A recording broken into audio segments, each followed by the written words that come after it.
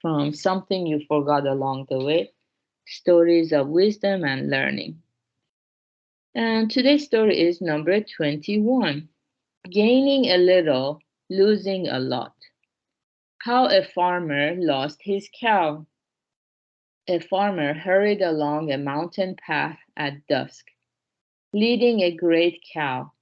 The animal evidently was a prized possession of his, for he turned around frequently to check on its progress and treated it with tender consideration as he made his way home. Before long, a couple of suspicious characters came up behind him. One of them whispered to the other, "See that cow? I bet you I could steal him right now." His companion shook his head doubtfully. "You're a fine pickpocket, I'll grant you that. But not even you could make off in daylight with a great big cow. Just watch me, I'll show you how good I am." The pickpocket quickened his pace, passed by the farmer and his cow, and disappeared behind a little shrine at a bend in the path. When the farmer came by, he noticed something lying on the ground. He picked it up and saw it was a brand new leather shoe. "Here's a find," he said to himself. "Too bad there's only one.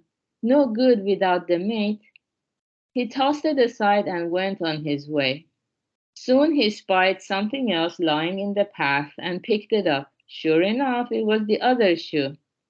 Now, if he only had the first one, he'd have himself a fine new pair of shoes. Excited at the thought, he tied his cow to a tree and flew back to retrieve the shoe he'd thrown away. There it was, just where he'd left it. "This is my lucky day," he exulted. "Imagine getting a fine pair of shoes for nothing."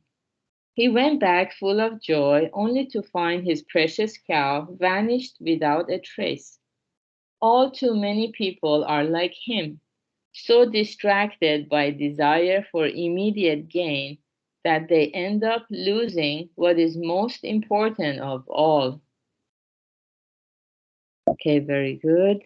Yeah, this is a story that's very popular. I think it resonates with so many people um, because we all have experience of how we feel kind of tricked when we gain something so little and then we ended up losing a lot. So I think we all have similar experiences. And, because, like it said in the text, this farmer, he got excited at the thought. As we go forward on this spiritual path, many people ask us, how do I know I'm going forward? I feel like I'm just staying still. I'm not making any progress.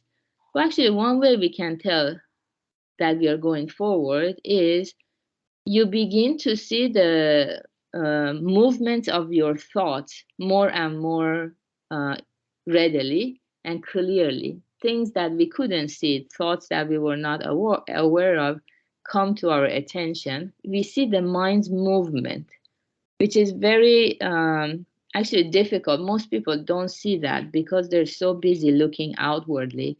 But on a spiritual journey, we go inwardly, look inside, we begin to see the movements of our mind.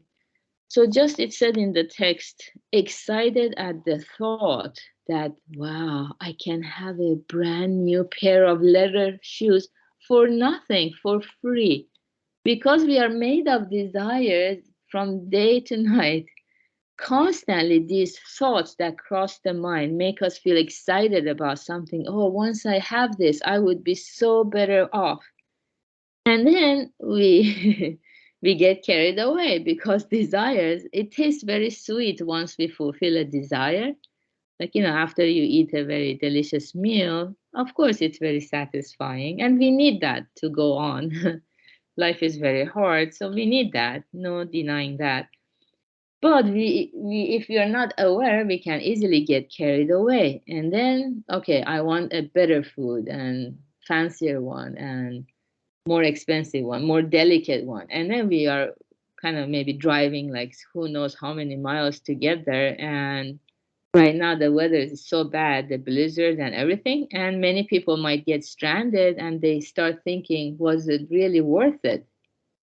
So, gaining such little thing but losing so much.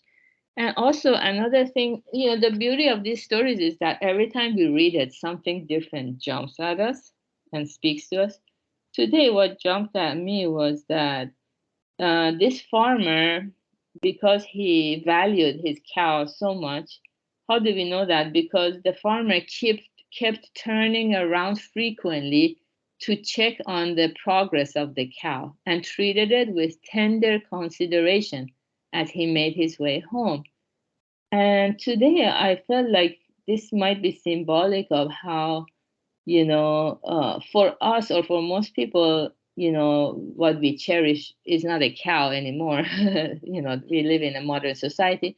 So maybe it's our assets, our wealth, our prized possessions, whatever it could be. And we frequently look back to check on its progress, how it's doing. I have some friends, they talk about me. Right now, they're up and checking the stock market. And yeah, they constantly want to check to see if, their wealth went up or it went down. But, what people fail to realize is we keep checking on our material possessions, which is so little compared to the vastness of the treasure of life, human life. While we check on our material possessions, what we are losing is this precious day right here that most people don't think about, this gift of human life, being alive, such a rare blessing. If we want to create this one day of human life, even doctors and nurses, they feel inadequate because they cannot save people when people reach like the end of life. It's such a unique and rare blessing, and we are all blessed with it today.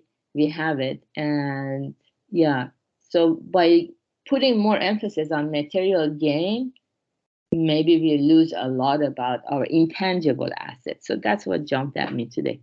So good job everyone for being here, practicing together. It's such a rare blessing to be alive as a human being. Let's cherish every moment of it and go forward together. And have a beautiful Sunday. Bye.